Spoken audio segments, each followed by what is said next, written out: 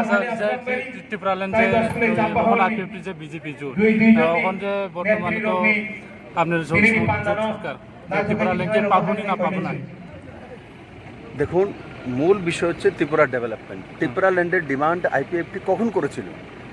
ত্রিপুরাল্যান্ডের demand CPM থাকাকালীন করেছিল আইপিএফটির demand. তো কেন করেছে?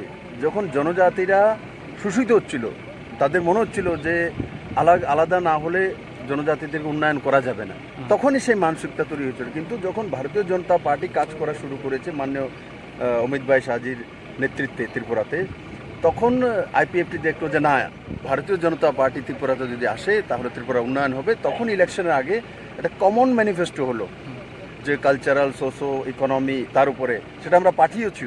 মূল বিষয় হচ্ছে আইপিএফটির যে ত্রিপুরাকে ডেভেলপমেন্ট করতে হবে। যখন দেখলেন নরেন্দ্র ভাই মোদী সেটা করেছে, সেই দিশাতে কাজ করে, তো আজকে আসলে কিসের জন্য চাইছিল? এটা একটা উদ্দেশ্য ছিল যে জনজাতিদের ডেভেলপমেন্ট। আজকে এই সরকার জনজাতির ডেভেলপমেন্ট নয়, ত্রিপুরাকে নতুন দিশা মাননীয় প্রধানমন্ত্রী নিয়ে যেতে চাইছে এবং যাচ্ছে ত্রিপুরা।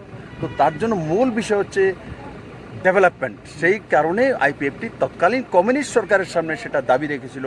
কিন্তু যখন বিজেপি আইপিএফটি সরকার আসলো, তখন আমরা ত্রিপুরাকে সমভাবে উন্নয়নের জন্য আজকে এডিসিতে কেন বিজেপি আইপিএফটি সরকার চাই?